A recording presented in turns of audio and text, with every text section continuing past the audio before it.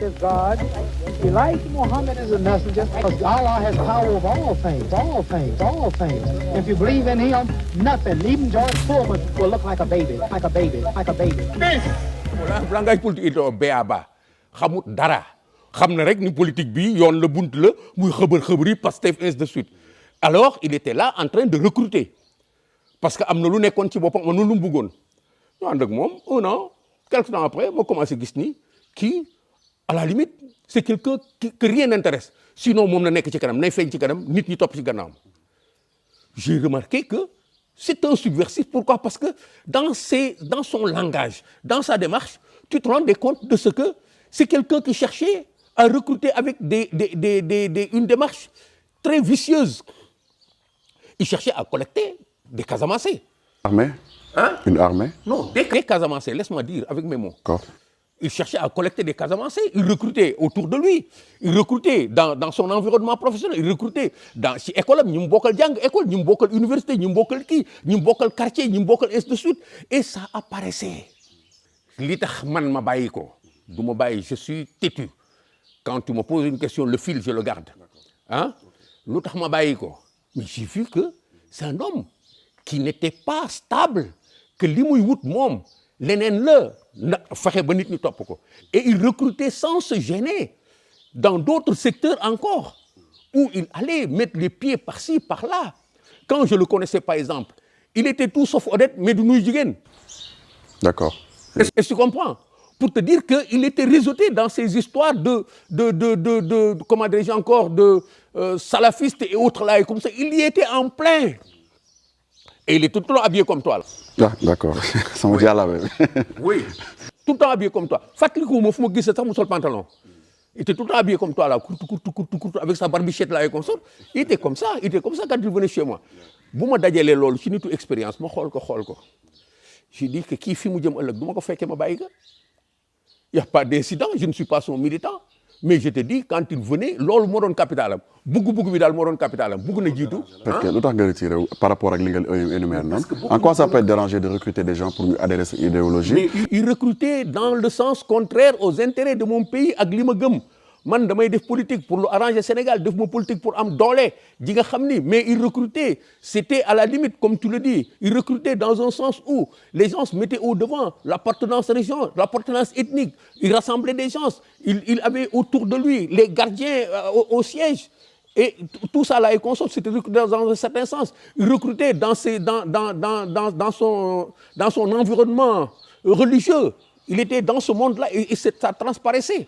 doon ñëw si yow pour ay conseils yooyu lu tax conseillé woo ko par rapport ak ça que mu ralentir que mu. Il n'était pas venu pour me conseiller il était venu pour me recruter parce que dans son système c'est quelqu'un qui devait s'approcher de quelqu'un comme moi parce que non man waxuma ne soxla ma expérience dañu ànd daal di defandoo ay affaires ñëwul ni ma salaamaaleykum commissaire dama soxla say expérience ainsi de suite il est venu il m'a dit que vraiment je suis dans la politique moi je suis venu me rapprocher de toi parce que tu as eu une certaine carrière am nga tur ci réew mi parce que je venais de sortir de la police avec le scandale de l'OCRTIS nit ñi di ma déglu su ma waxee nit ñi gëm ko pourquoi parce que dans cette histoire là je n'ai pas fait comme lui je ne me suis pas victimisé je me suis battu pour sortir la tête haute. Pourquoi? Parce que j'ai dit qu'à l'OCRTIS, on vend de la drogue. Mon prédécesseur vendait de la drogue. Les gens n'y ont pas cru. Je me suis sacrifié pour que l'on l'ait. Vous avez eu le soutien des Sénégalais Et les Sénégalais m'ont soutenu, clairement, de manière extraordinaire. Et je me suis suffi de ça. Lui, en tant que politique maintenant, mu gis may dem ci loolu bon di dem di dellu si ni di ma déglu mu ni def il va se rapprocher de moi pour prendre de la couleur peut-être mais il ne me le dit pas directement. C'est ça le problème. Mais quand j'ai vu que kii li muy wut xuloowuñu xeexuñu nii ma toogee ak yow laa toog ak moom bi ma fa jógee waxatuma ko jël numéro téléphone génne ko fële man maa décidé et vraiment amee lu ma ko dara mais li muy def bokkuma ak moom man woowu ma kenn fii waa Thiès fi ma juddoo kaay leen ñu def politique ñu ànd comme ça ñu daaneel nguur gi parce que man waa Thiès ainsi de suite je l'ai pas fait je n'ai pas dit tous les khadrs du Sénégal là et consorts venez avec moi on va constituer une force politique pour daaneel nguur gi ainsi de suite je l'ai pas fait et je sentais que dans tout ce qu'il faisait la trame c'était ça maa ko jëkk sentir foofu la doon jëm foofu la jëmoon te mënu ma ko wax à ce moment là dama naan fii du ma fi taq ma dellu gannaaw. vous pensez que foofu la bëgg a jëm ba léegi nii wala par rapport dépassé na loolu ça ramène maintenant armée bi ngay wax nii ñu ngi delluwaat question boobu dama continuer def sama lecture. dafa am ñoo xamante ni bu leen ne allez hop ñu jóg dem topp ko. Mais c'est vrai parce que je commence toujours par dire Adji Sarr nous a sauvés. loolu wax nga ko nga ne Adji Sarr nous a sauvés. Adji Sarr nous a sauvés parce que dafa déclencher benn phénomène bi nga xam ni ñi avertiwuñu comme man depuis 2019 ci subversion bi fu mu jëm duñ ko gis. mais Adji Sarr nu mu ñu mënee sauver c'est un. si Adji Sarr daf ñu sauver pourquoi parce que tey on est en train de nous battre pour contrecarrer ces actions-là mais avant scandale Adji Sarr bi Sonko travaillait en maillage dans la presse, des réseaux sociaux, dans son environnement. Il avait mis en place un dispositif qui a abouti à celui-là, avec des gens qui sont tapis dans l'ombre, avec des comités de Falacha et de Mola, avec, vous le voyez vous-même, vous voyez que tous les Falacha et Mola qui sont dans la presse là et consorts continuent dans le compte Sonko Moussaga là, day fàtte sax ni sëriñ la. Hein?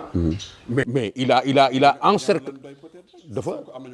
C'est pourquoi tu ne débats pas, mon cher. Moi, je te reçois ici pour ça. Débat xaaral ma wax la. sooy débat da nga dafa am lu leen doy soo ma nee dafa am lu leen doy moo tax. non dama ne peut-être.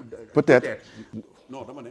waaw xaaral ma déglu la waaw. non xam naa commissaire xam. te da ngay foog ne man je suis carrément free. je suis ni Sonko ni l'autre. fooguma dara je me bats. voilà léegi dama bëgg nga comprendre aussi man. dama ñëw en tant que dama mener samay investigation gis nga interview yi nga def yëpp. j'ai tout regardé j'ai quasiment tout regardé. te man ak yow mosoon nañ waxtaan. recevoir nga ma sa bureau on a parlé vous m'avez donné des conseils même par rapport à la vie tout ça. tout ça je le sais et j'en prends acte. maintenant man am naa sama vision bopp même en tant que journaliste mais dinaa am aussi sama recul ak benn hauteur par rapport à ce qui se passe. quand je regarde des émissions ma xool benn lecture. ma xool koo xamante ni par exemple dafa ànd ak Ousmane Sonko wala koo xam ne dafa ànd ak Macky Sall dama naan y a pas de souci peut-être dafa am lu ko doy si moom. et cetera mais du ma def en fait cette coloration de peut-être bon dafa yar si. xam nga lu ñuy d'accord dafa am lu ko doy day yàq suñu débat dañ koy expliquer. moom laa nekk di expliquer. dañ koy expliquer ces mots-là c'est des réformistes c'est des conservateurs ils ont un projet politique mooy daaneel sunu tarixa yi oui. Ils sont là-dedans depuis très longtemps. Damay remonter, je t'ouvre ma machine, dinaa la won un peu quelques indications, quelques documents que j'ai là-dessus. Ils sont là depuis très longtemps. Ils sont tapis dans l'ombre. Ils ne veulent pas de la manière dont l'islam est pratiqué ici. Pourquoi? Parce qu'ils ont été formés dans des universités arabes un peu partout dans le monde. Ils ont des idées. C'est des frères musulmans d'obédience. C'est d'autres wahhabites d'obédience. On n'en parle pas. Et ils sont là. Il faut qu'on parle de ces choses-là pour qu'ils arrêtent. C'est le Sénégal qui est notre bien. Moi, je ne peux pas m'empêcher de parler de ces gens pour que nous sachions. Et aucun d'eux ne viendra ici m'opposer ce que tu es en train de m'opposer. Donc, je vais m'expliquer. Nous savons ñoom la c'est pas ku mu neex nga def lii déedéet du ku mu neex réew boo xasee ba dugg ci réew politique bi dootul ku mu neex loo fi def dañ koy expliquer Ousmane Sonko a recruté là il a recruté ils sont même devenus hyper dangereux parce que ci biir projet wu Ousmane Sonko de devenir président de la dañ ci lal projet wu lépp li nga xam ne moom lañ bëgg changer fii ci sunu doxalinu diine pouvoir religieux bi dañ ko bëgg influencer récupérer que ils ont leur projet de monter un système de religion qui n'est pas le même que celui que nous vivons. Ça c'est une révélation hein. C'est pas une révélation, c'est quelque chose que vous deviez savoir. Les gens qui regardent, je sais que c'est une révélation. Non. Maintenant, il y a une chose que moi j'ai remarqué sur internet. am na ñoo xamante ni par exemple bëri na ñuy saaga sëriñ yi ñuy saaga tarixa yi et cetera ñoo xamante ni peut-être style boobu la maintenant man sama seul problème c'est que je peux pas faire le lien direct avec Sonko. Je peux pas faire le lien direct. Pour moi, chacun est libre, comme on le dit, chacun est libre de faire, en fait, ce qu'il veut, de donner ses avis sur la religion et tout. Nit ki boo ko fekkee ci biir këram mu toog sax di lekk maafe nil pourquoi muy lekk maafe. Tu ne peux pas dire mu ngi lekk maafe, chacun est libre. Interroge-le lui. Va en investigation pour savoir yan influence moo ko yóbbu ci jour boobu mu añee maafe. Ces gens-là, je te dis, nous connaissons leur parcours. Nous savons quel est leur projet. Nous connaissons les liens qu'ils ont avec l'extérieur. C'est tous des suppôts de Mola. Ay nit ñi nga xam ni yeneen pays ñoo am seen projet expansionniste ci bugg ko jaarale ci changer sunu diine comme li dal Mali ñu dem fa di toj ay nu mu tuddati encore ay symboles religieux. Pourquoi? Parce que on a enterré ici un cheikh. Pour ñoom cheikh amul ñoom li nu gëm rek moo am ñi nga xam ni dañu bëgg changer dara muy réformiste yi am ñi nga xam ni dañu bëgg conserver dara mu conservatiste yi comme ni ngay waxee communiste libéral ainsi de suite noonu la ñu mel ci seen biir loolu yematul seen biir ñu ngi koy xeex ci seen biir déjà mu indi ay guerre ci seen biir en Orient ñu bëgg ko transposer nag fii pour occuper que ñun. Pourquoi? Parce que impérialisme culturel ñun dañu am islam bi nga xam ni dafa ñu def indépendant islam bi nga xam ni dafa tax kenn mënuñu boole ci ñi nga xam ni dañu subir sans réagir. Nous avons assimilé l'islam nous en avons fait notre islam mu nekk ñun parce que yonent sallallahu alayhi wa sallam yonentu ñëpp la. Pourquoi ñu koy dunde rek ci ni ñeneen buggee ñu dunde que non dañu am ay Cheikh Ahmadou Bamba am Cheikh Saad Bou am El Hadj Malick am Limamou Laye am cela ñu approprié wu tropicaliser islam bi mu nekk ñun ñu am sunu ay clergé mu nekk ñun. C'est ce débat-là qu'il faudrait que vous ouvriez. Maintenant à côté de ça ñoom ñu am sunu ay doom comme arabe mooy supportu islam ñu am sunu ay doom yi nga xam ni ci njàngum arabe mi nga xam ni bokkul ak njàngum tubaab mi ñuy jàng fii ñoom ñu dem ci seen réew pour jàngi ñu endoctriner ñooñu toj seen ay bopp nasaxal leen def leen ay imam ñooñu ñëw ak seen ay frustration fii kat tubaab lañ fiy wax ñu bugg changer ordre boobu ordre culturel boobu ordre intellectuel boobu ñu bugg ko changer bugg ko def à la réew mu ñuy làkk ay arabe parce que ñoom réewu diine la warul demee nii ordre bi nii civilisation dafa compliqué. D'ailleurs si ñuy kaas ni nee nañ dañu bëgg ñu islamiser ñu def. waaw fii charia. def ay affaires yu mel noonu. Ils ont trop de choses qu'ils veulent implanter ici ñun suñu réew lii la ñu am Sénégal bi nga xam ni dañu nekk ay jullit yu fort ci monde bi ñëpp respecté ñu nekk ay nit yu am gëm-gëm ci monde bi quelle que soit la religion à laquelle nous appartenons di làkk tubaab di làkk leneen. Cette réalité forte là li koy changer ci sunu intérêt lay nekk du intérêt wu ñeneen ñu nekk ci bitim réew bëgg ñoo changer rax ci dolli nag dañuy accélérer parce que réew mi dafa am pétrole te pétrole mooy commandé monde bi. Arabes yi bien que am nañu pétrole bëgg nañu contrôler ko am pétrole bëgg nañu dugg ci lobby yi fii pourquoi parce que du ñu doyle xaalis ñi ànd ak ñoom nag ñoo ànd ak Sonko. D'accord ça il faut le dire ñoo ànd ak moom mu nekk seen taalibe ñoom depuis. Politique moo tax nga gis Sonko di sol jean di sol ay affaires yu mel noonu sinon sikkim bu gudd la yoroon di def nii xëbër ci biir dëkk bi di dem ci yenn mosquée yi nekk yenn milieu di wax yu grave su ma jëlee pouvoir bi fii sëriñ dootu fii ceci mais vous oubliez tout ça il nous a alimenté de choses qui nous permettent de dire ces choses là aujourd'hui moom moo jëkk envoyé les signaux forts su ma jëlee pouvoir bi nii laay organiser diine bi lii dootu fi amati màggal dootu fi amati dara dootu fi amati. Mais vous oubliez tout ça. Il a reculé sur beaucoup de choses. Il a reculé sur beaucoup de choses. Par exemple, il n'y a pas besoin de reculer, d'effacer ou lolo. Je sais, mais je veux dire, par exemple, maintenant, quand il va à Touba, quand il va à... Mais parce qu'il s'est rendu compte de ce que affaire bi yombe wul noonu. Vous ne pensez pas que, par exemple, Ousmane Sonko, tey réalité politique, ni dëkk bi tëddee, réalité politique, mën na ko dab ba tey mu jël peut-être yeneen chemin parce que il est pas non plus parfait. Mën na am benn idéom ne lii laay doxalee. Bu jotee ci nguur gi nag nu muy def. waaw mais loolu la réalité politique yi ñoo ko dab ba muy jëm fii jaxase mélangé sur le plan politique purement di def ay alliance ak nit yi nga xam ne saaga wonoon leen bëggoon na jël fetal rey leen. waxoon na anti système waaye. du ànd ak système réalité politique yóbbu ko ba sëriñ yi mu doon xarab di wax naan bu fi ñëwee dafa leen di dàq ci àll ba réalité yooyu dab ko ba muy jëm di wuti sëriñ di coloré boppam mais réalité politique parce que il a le projet de contrôler notre pouvoir parce qu'il a le projet de le faire pendant qu'on y est. Réalité politique moo ko yóbbu tey lu mu dugg lu mu xaw na melax rek ba ci Poutine mii nga xam ni melax na rek Poutine mais il faut arrêter ça. D'ailleurs parlant de ça sax si jour bu mu ko waxee jour boobu la doon def di wax di annoncer day nekk candidat pour 2024 et il a même fait un clin d'œil à ce qui s'est passé au Mali. Vous savez Sonko ci yoon la nekk il suit un parcours. Et il se rendra compte de ce qu'il est même dangereux pour lui-même parce que mënuloo teg table bu nekk nga nekk jaxase ko ci mélanger pourquoi parce que tu n'as d'œil que pour quelque chose Sonko c'est un subversif un homme dangereux qui ne recule devant rien pour avoir le pouvoir moo tax lu nekk dina ko jaxase fii Sonko gëmul Sénégal c'est vrai boppam la gëm gëmul ñi mu àndal respecté wu leen moo tax cheminement am tortueux yoonam tortueux lu nekk mu dugal ko ci. te commissaire ñi muy àndal waxuñu loolu.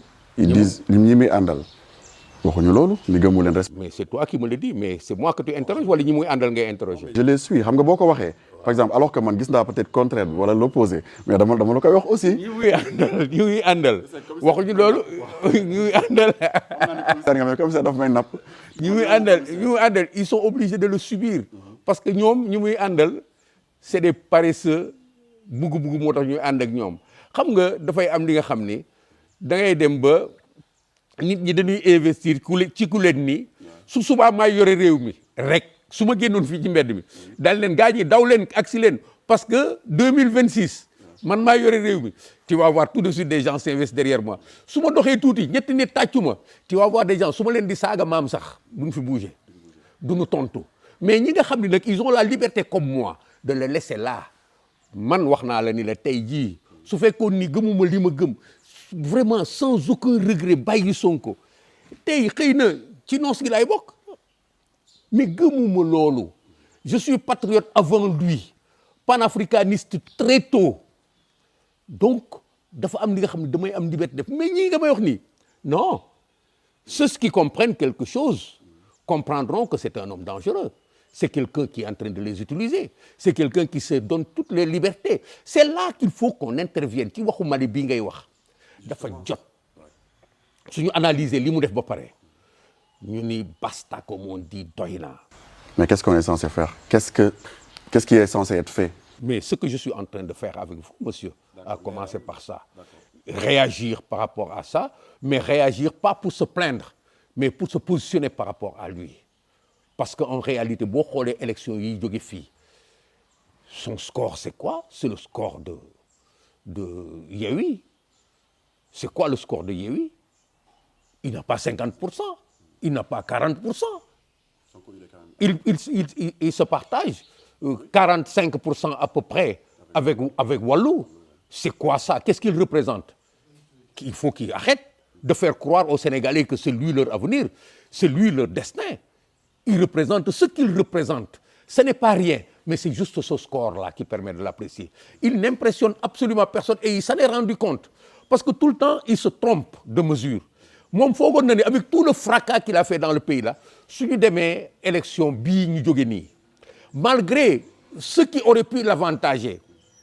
que ce serait le raz-de-marée les Sénégalais vont être à 70% Yewwi Wallu va avoir un peu est-ce que tu comprends mais par rapport à ce qu'on a vu on dirait que moom moo nekk Wallu sax bu amee lu mu am on dirait que moom moo nekk capitaine u loolu noonu yëpp parce que moom moo dem campagne moom moo nekk effigie bi moo gën a fës ci campagne boobu. non Wallu a sa force c'est une réalité politique elle a été construite autour du PDS noonu la ñuy analyser c'est tout ñoom ñu def seen pacte ils sont allés ensemble chacun a apporté ce qu'il peut apporter il faut respecter les autres ouais moom il a fait campagne mais c'est très bien mais li mu am yi tamit def na campagne am na ka tiré na de son côté am na ka mais pourquoi amul lu ëpp loolu parce que moom def na campagne donc il faut tenir les résultats pour des résultats il a eu ce qu'il devait avoir terminé maintenant ça montre que ni mu toll noonu la toll il nous invite. c'est lu positif si moom lan nga reconnaître lu positif si moom le fait que lu positif si moom ci li nga wax yëpp yow moom en tant que Sonko benn lecture bu objectif lan nga ko reconnaître lu positif. lan la reconnaître Sonko. par rapport ak non je veux dire xam nga campagne Sonko il a pas nekkul woon ci liste yi d'accord mais il a quand même été le capitaine comme nu may wax PDS wala tout ça ils sont méritants il y a une histoire ku nekk am na lu mu war a am mais moom lan nga koy reconnaître parce que man je comprends que da nga koy multiplier par zéro si lépp. vous m'invitez à un exercice non dama lay wax ne vous m'invitez à un exercice extrêmement difficile parce que moi je n'ai pas le problème de reconnaître à quelqu'un quelque chose de positif je juge les situations telles qu'elles se présentent peut-être qu'il y a des choses positives chez lui mais li nu seq mooy espace politique bi ak li muy def pour que Sénégal baax wala pour que Sénégal bon est-ce que tu comprends et malheureusement je me rends compte de ce que dès le départ quand je l'ai pris dama toog ay at suñu ma waxee Sonko j'ai dit toujours du ma wax ci moom ku may seedeel fii dafay wax suñu ma nee Sonko man leen déet may leen ma mais quand j'ai trouvé qu'il fallait parler de lui j'ai commencé à parler de lui Pourquoi? Parce que du ma ko tooñ. À quel moment donné nga trouvé ni là il faut que je parle. Hein? À quel moment donné nga ne non là il faut que je parle de Sonko, il faut que je dise basta quoi. Bon moment, à partir de quel moment? Quand on est entré dans la phase de subversion, à partir de 2019. L'histoire de Petro-Tim. Ouais. À partir de 2019, là commencé gis ni non, il faut que nous lancer alerte. C'est moi le lanceur d'alerte. Et tous ceux qui sont comme moi. Parce que je ne l'ai pas fait contre lui. Je l'ai fait contre Adama Gaye. Je l'ai fait contre Aar Sunu Li Nu Bokk. Je l'ai fait contre Guy Marius Sagna. Pour dire ils sont dangereux. Contre les activistes, ouais. Oui, je l'ai fait. J'ai assumé d'être contre l'activisme, mais pas contre les lanceurs de l'alerte, parce qu'il y en a qui sont bons. D'accord. Alors, Univers Média, cher Sadibou, il nous reste 10-15 minutes dans cette émission.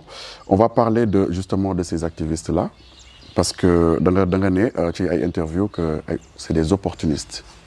Et que quelque part, Fadel Barro, et que vous avez eu à parler de ça, il y en a qui sur de la politique. Allez-y, c'est mieux que de se cacher derrière des masques d'activisme et tout. Et justement que là, peut-être dégueule, c'est l'une politique. Et pourquoi nga jàpp ni par exemple ñu mel ni Y'en a marre ay opportunistes lañ vu tout le rôle lépp lu ñu mënti jouer. Non mais ne dissociez pas Y'en a marre du point de vue du projet. Affaire activisme. Ne dissociez pas Y'en a marre et tous ces autres-là de Sonko. Parce que ce monde dans lequel il se meut est constitué essentiellement des gens qui savent dire des choses qui ne sont pas pour ameuter les populations. Loolu mooy activisme sénégalais. C'est un conglomérat de gens mal intentionnés parce que yërëmuñu askan mi respecté wuñu leen dañ leen di dóor ci kaw nit ñi en leur disant des choses qui ne sont pas vraies muy Ousmane Sonko muy Guy Marius Sagna. J'ai dit que Guy Marius Sagna c'est quelqu'un qui veut. Aujourd'hui il est député. Mais vous avez vu ci élection yi on a eu tout le monde ici. Chacun voulait entrer dans une liste. Les Dambodj, les Tatata, même les bandits insulteurs ont voulu entrer dans des listes. Ça veut dire que nous réew mi tey jii est-ce que yéen seen génération xalaat ngeen ni réewu Léopold Sédar Senghor réewu Mamadou Dia réewu Ablaye Wade réewu Abdou Diouf respecté à travers le monde ñu dem ba ñiy jaxase politique bi xëccoo politique bi c'est des insulteurs. C'est des gens qui ne disent pas la vérité, c'est des manipulateurs, à la limite c'est des bandits, c'est des gens qui ont un casier judiciaire à salir s'il n'est pas sale parce qu'il faut ñu yóbbu leen, juger leen, tëj leen. Mais des gens comme ça, yéen vous êtes là, impassibles, du ngeen xeex, du ngeen def dara. Je parle de vous, évidemment waxuma la yow. Je parle de tous les Sénégalais. Du ngeen xeex, du ngeen def dara parce que bii réew ngeen bëgg. On va se battre nous pour que ces gens que vous appelez activistes ne détruisent pas le pays. C'est des gens, effectivement, j'ai dit à Fadel Barro, il y a plusieurs années de ça. Fadel, je crois que c'était en 2016 ou quelque chose comme ça. Fadel, yow, lii ngeen di def nii àndul ak réew. Lii ngeen di def da ngeen di jaxase xelu nit ñi pour seen intérêt bopp. C'était dans le salon de Bougane Gueye Dany. Mais su ngeen buggee defar ci réew mi di wut dara def leen politique, le voilà qui a voulu devenir député. Pourquoi? Parce qu'ils se sont fait de l'argent un peu partout, moom ak Sonko ak ñeneen. Ils ont brouillé toutes les pistes pour bouffer de l'argent à tous les râteliers, pour se positionner et ils continueront à le faire. Réew mi ñun ñoo ko bokk. Effectivement, on peut ne pas s'étaler sur cette histoire-là. Dites aux Sénégalais que ces gens-là mënuñu yore réew, taxawuñu fu ñu yore réew, ay bëgg-bëgg la ñuy doxee. À commencer par Sonko, Fadel Barro, keneen. C'est des gens qui sont capables de tout. Quand ils sortent du bois, tu te rends compte de ce qu'ils sont capables de tout parce que seen ay soxla lañ fa nekkee seen bëgg-bëgg lañ fa nekkee. C'est des gens de luxure lekk lu neex tëdd ci lu neex daw ci lu neex. C'est ça le rêve. C'est le rêve de tout le monde. Vous ne posez pas la question de savoir ce fortuné de Sonko là et consort qui est le prétendant le plus riche sans être arrivé au pouvoir. Sonko. Oui. Commissaire Sonko. Et personne n'en parle. Personne n'en parle. Même aux populations de cotiser pour eux. Mais c'est faux. Il y a les cotisations sur Internet. Fii nga ma fekk nii. Si on fonctionne de la hiérarchie A1, bi may jógee police maa ko gën a gradé. J'ai quitté la police avec 40 ans. Bi may jógee police, il avait fait 12 ans de service. Kër gi ma ko fekk, boo fa doon dugg da ngay def nii say tànk, da ngay summi sa dàll ci buntu bi. Il avait des véhicules garés devant. Man benn xëntu oto laa yoroon. J'étais à la retraite. il avait des maisons, il avait une ferme, il avait des terrains, et je savais. D'accord. Aujourd'hui encore, il est 10 000 fois plus riche. Il a un palais, piscine, mais vous n'en parlez pas. Vous ne dites pas au Sénégal qui wóorul. Non, parce que ñun xam nga lan la ñuy gis. xam ngeen ko. ma lan la ñuy gis man damay gis man personnellement je vois Ousmane Sonko qui partage sur sa page un lien par exemple je veux dire Kopart Express en 1 heure en une journée nga gis benn 15 millions 10 millions 24 millions donnés un peu partout par des Sénégalais et cetera pour man loolu du alalam loolu ci biir li muy def ci biir politique bi nee na pour nga mën a rassembler loolu il faut un motif politique jox leen capitaine Touré mi nga xam ni dafa fàqe ci armée bi ñëw ànd ak ñun wutal leen ko xaalis ça c'est un motif politique ah Guy Marius Sagna ndeysaan amul oto tànkam lay doxe mais c'est des motifs politiques mais il n'a jamais dit aux gens moi cotiser pour que je devienne milliardaire et je vous assure sa maison qui est chez nu mu tuddee encore Kër Gorgui ça frise le demi-milliard oui ça frise le demi-milliard c'est un luxe insolent pour quelqu'un qui n'est pas encore devenu quelque chose dans ce pays-là. Il ne peut pas l'avoir vu tout son parcours. Non, c'est pas possible. Parce qu'il se défend d'être un fonctionnaire honnête qui n'a rien mangé. Et les bonnes volontés dans tout ça c'est pas possible. Les bonnes volontés ne peuvent pas faire de quelqu'un un milliardaire. Il y a les Atepa, il y a des gens qui sont riches quand même. Atepa ne lui a jamais donné sa fortune. Atepa ne l'a pas dit. N'accusez pas Atepa. Sonko, c'est quelqu'un qui s'est enrichi et qui, pour cacher sa richesse depuis qu'il était en fonction, a préféré définir Beguen. Il a organisé sa sortie de l'administration parce qu'il s'était déjà enrichi. Continuez nag ci veine boobu. C'est un corrompu. Illicitement. Illicitement. Pourquoi il n'a pas été poursuivi du coup? Non, c'est pas comme ça qu'on pose les questions. Du moom rek moo ci nekk. Bari na ñi nga xam ni ils ont échappé aux mailles. D'accord. Ils ont échappé aux mailles.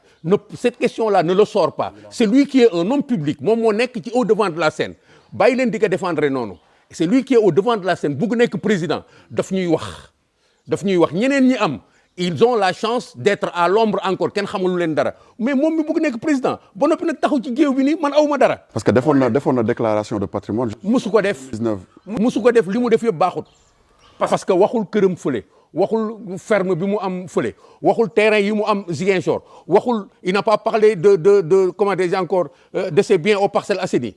Il n'a pas parlé. Oui. Ça dans notre suñu dëkk suñu réew amul ñu mën a vérifier loolu par exemple un politique wala. Non, c'est parce que tey fii dafa jaxasoo bi nga xam ni l'espace est tellement embrouillé que message boobu du jàll. tey yow par exemple man maa ngi jéem yee Sénégalais yi ci tibu comportement wu Sonko par rapport à sa fortune personnelle mais yow yaa ngi may taakale pour que message bi bana jàll. Non, même pas xam nga la. Ah si mon garçon. Sonko ne man j'ai 2 maisons.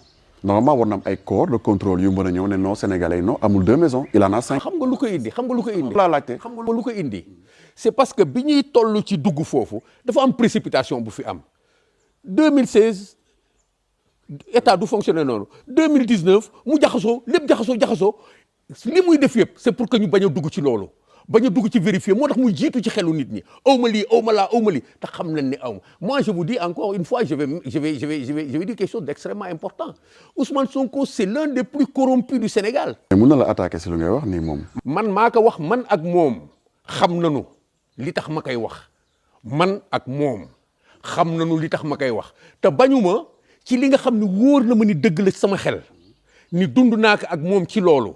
suñ ma nee du preuve ma ne que man ak moom ñoo ko dund li ma ciy bañ rek mooy tudd ay nit yi nga xam ne defuñu ma dara. D'accord. te waruma leen taqal ci dara mais man ak moom ci place ñuy wax ci oto ñuy dem xam na lu mu wax ak lu mu waxul te comme daf ma soxla woon lu nekk wax na ma ko ci àddina mais séquñu Sénégal gi man ak moom rek dañ ko séq te loolu amuñu ci soxla mais ce dont on a marre c'est que nit ku tilim. di bugg setal boppam tous les jours mu ne kiiwul te man bi ma koy xam ni naa la këram maa ko mag fuuf su may dugg këram damay sumi sama dàll mu ngi woon ak kër gi foofu donc xaw ma kër gi nekk fii de déjà kër gi mu yoroon en 2014. 2014 déjà il était riche déjà. il était aisé en tout cas en 2014. kër gi mu yoroon en 2014 sooy dugg da ngay teg say tànk ci suuf waaw mooy fi mu nekkoon ci suufu foire bi. ah taatu foire foofu laa daan dem foofu la dëkkoon. Est-ce que tu comprends? Soo duggee ci kër gi da ngay c'était un véritable palace. Un gamin qui a fait 12 ans de service, fût-il inspecteur des impôts et domaines, qui peut se payer ce luxe-là, am beneen terrain feneen, am leneen terrain feneen, am. Mais arrêtez. Non, commissaire, malgré tout ça, je sais que Yag a lancé une alerte, pas spécialement sur Sonko, mais malgré tout ça, Sénégalais, nous pouvons soutenir quand même, nous pouvons voter, nous pouvons maïnop, nous pouvons déglu, nous pouvons top partout. On ne va pas me dire que Sénégalais, peut-être de nous gueuler, ou alors nous gis. Si, malheureusement.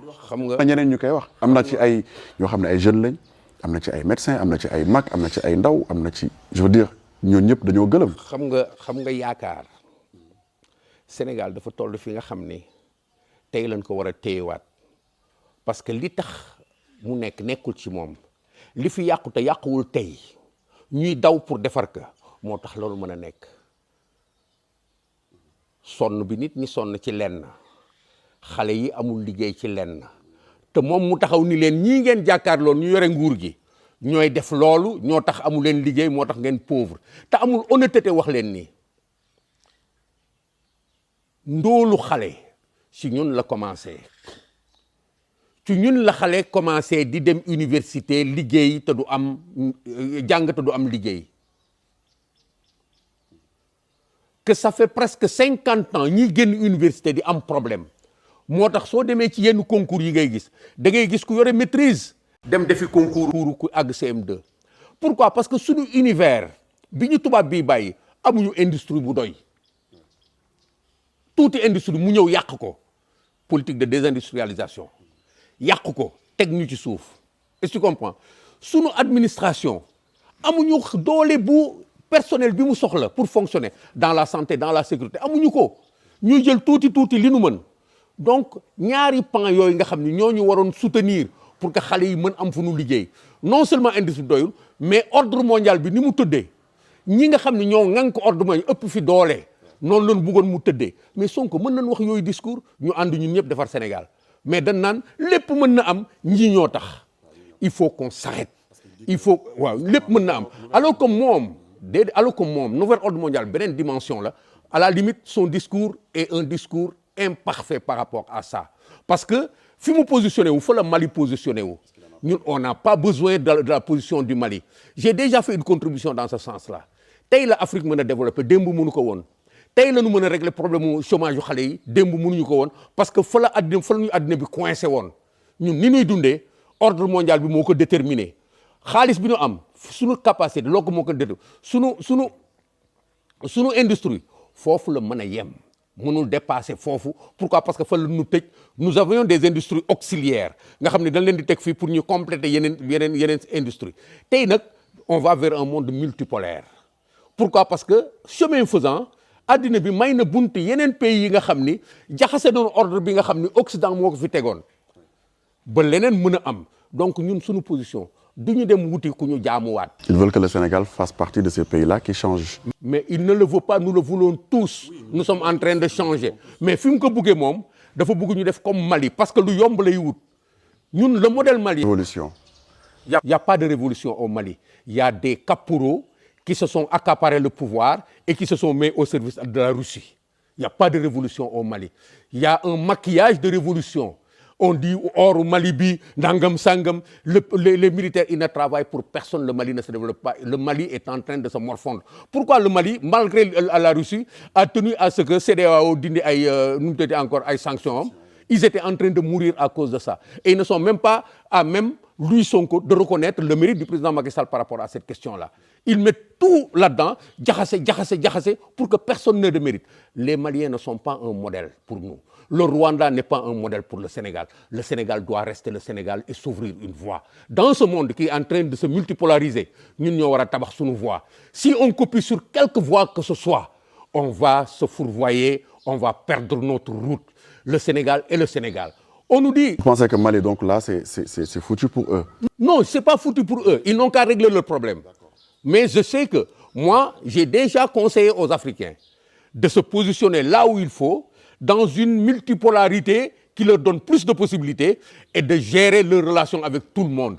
La France n'est pas notre ennemi.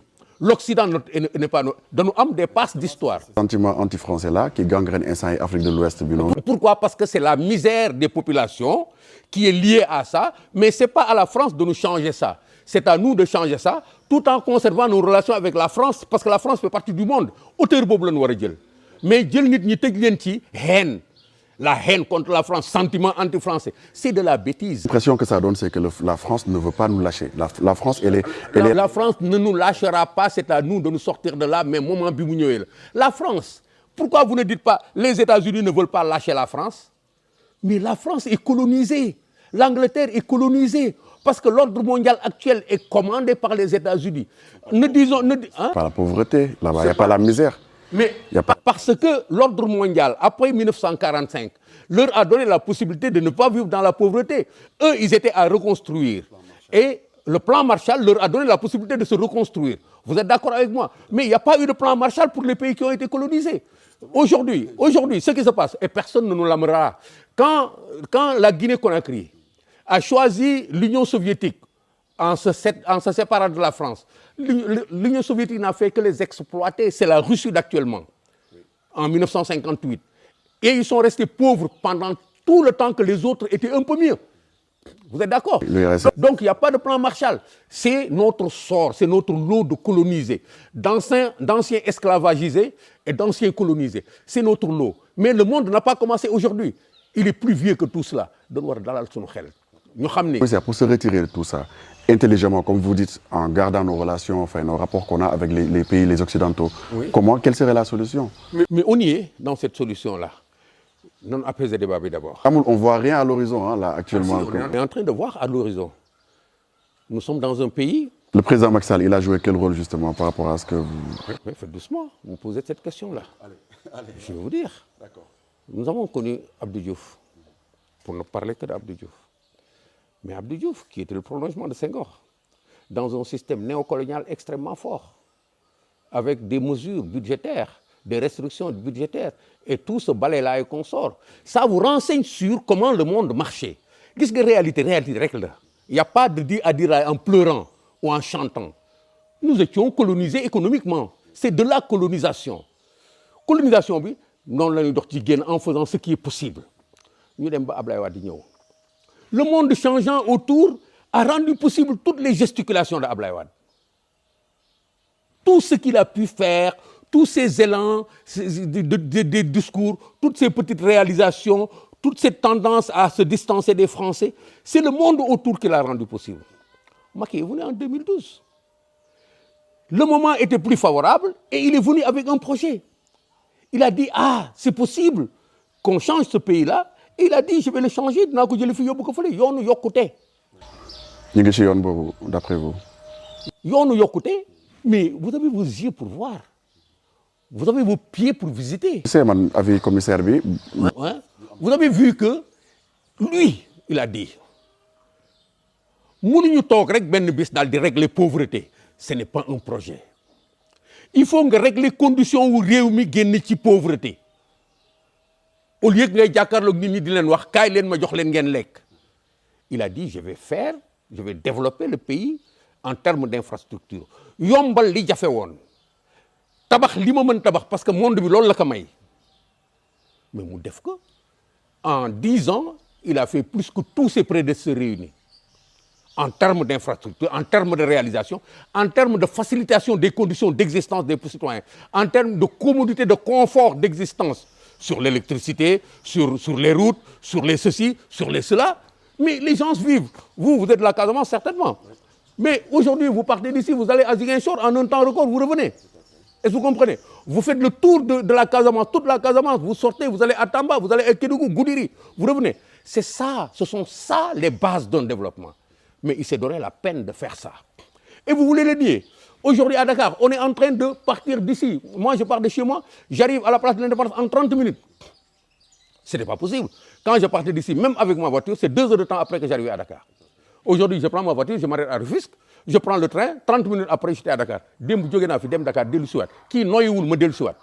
Parce que j'ai pris la voiture, j'ai garé là-bas, je suis allé, je suis revenu. Et j'ai vu tout le monde à Dakar, je suis revenu. Je me suis même attardé.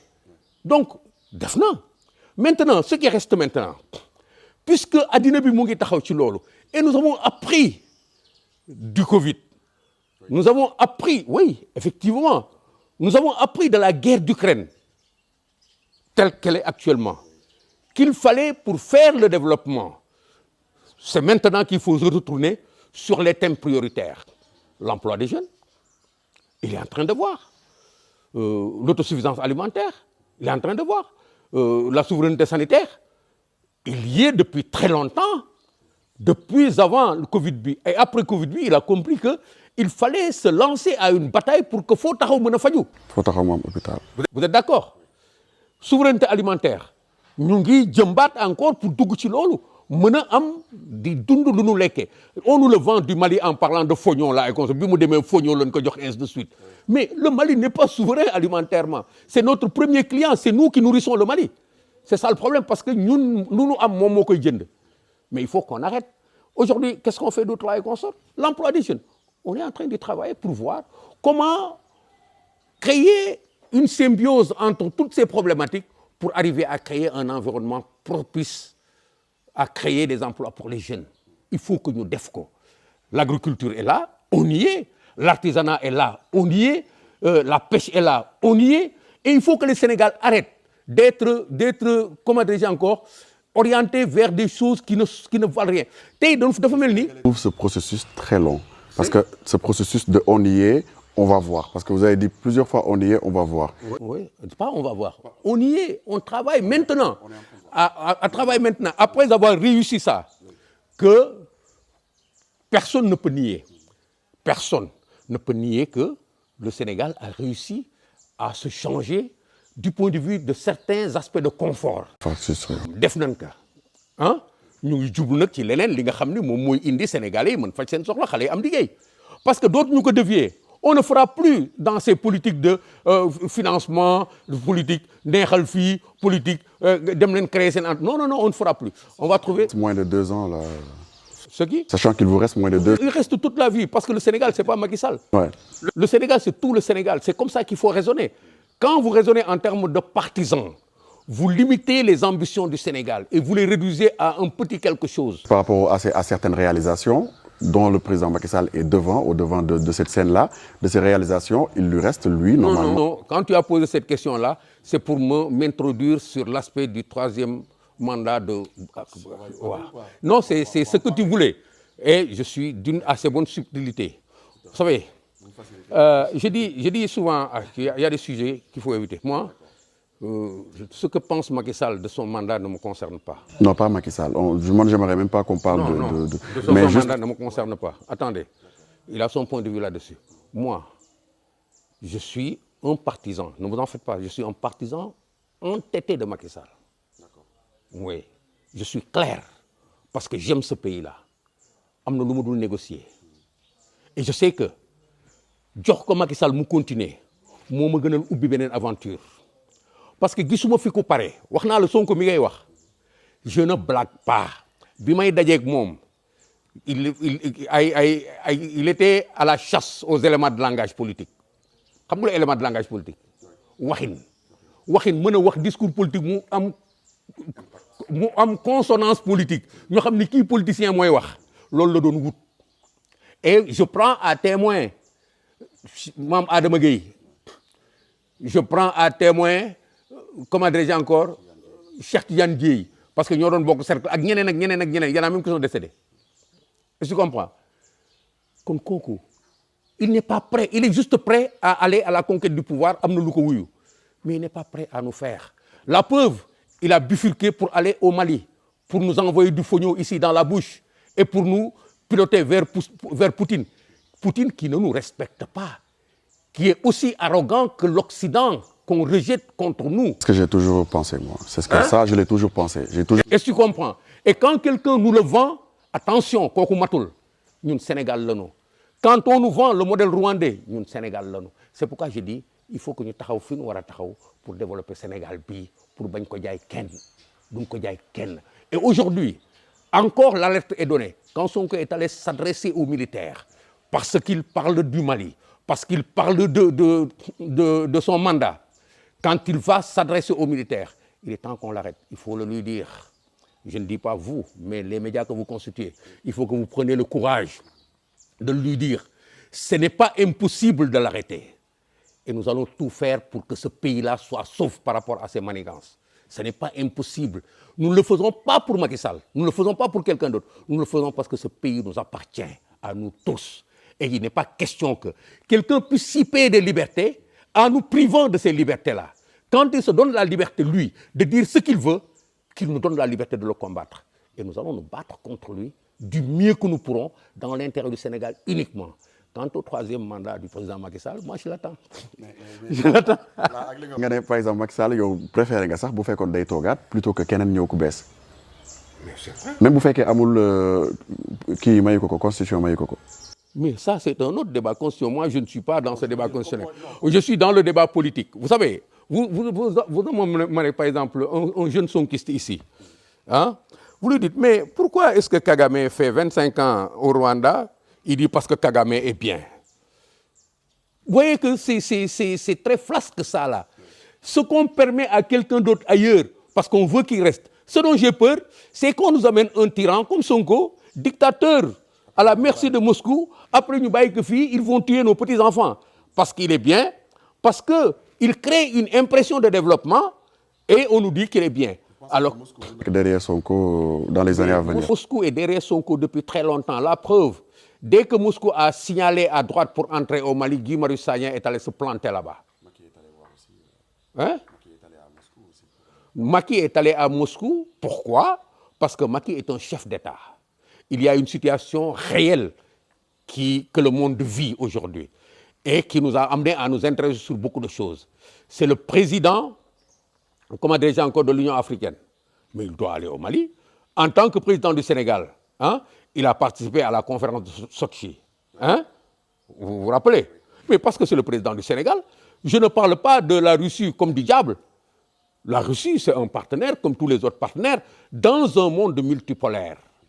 Nous devons parler avec la Russie, la Chine, la France, l'Union soviétique, comment dirais-je encore, l'Angleterre, les États-Unis, tous les pays du monde qui veulent bien parler avec nous en nous respectant. Mais la Russie avec des pincettes. Non pas avec des pincettes, sérieusement. Parce qu'ils sont capables de coopération développante. C'est ça le problème. La Turquie, sérieusement. La France, sérieusement. Les États-Unis, sérieusement. Le Mali, sérieusement. Mais pas nous jël sunu ay bagages, comme nous le propose Sonko, et aller nous mettre, si Poutine m'appelle, je viens. Il n'a pas dit autre chose que ça. Ils veulent... Pour eux, appel du pied, pour eux. Voilà. Non, du appel du pied. C'est déjà fait depuis très longtemps. Pourquoi? Parce que ils veulent nous vendre le modèle malien. Mais c'est le terrain qui ne répond pas.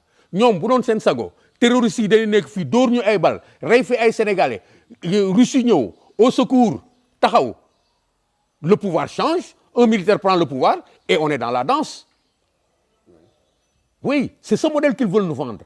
Mais malheureusement le Sénégal est fait de telle sorte que mënagul nek ñu am fi ay attentats. Mënagul nek ñu nek fi sous la pression du terrorisme international. Assez sécure quoi. On Non, c'est pas on connaît assez de sécurité pour ça. Sur le plan sécuritaire, on a fait effectivement de grandes anticipations. Ñoo mën gagner. Ouais. Ñoo mën ñi ñu wër ñoo leen mën. On a beaucoup anticipé sur le plan sécuritaire. Le Sénégal n'a pas à rougir, comme disent les Toubabla et consorts, par rapport à sa sécurité. Parce que gaawan non def dara. Mais tamit, je vous dis, nous avons un système d'islam qui est très fort, qui nous protège. Oui, nous avons des confréries qui savent lever des troupes, qui savent s'opposer à quelque chose et qui s'opposent du fait de leur réalité à ce quelque chose-là. Nous ne sommes pas perméables à l'influence arabo-islamique.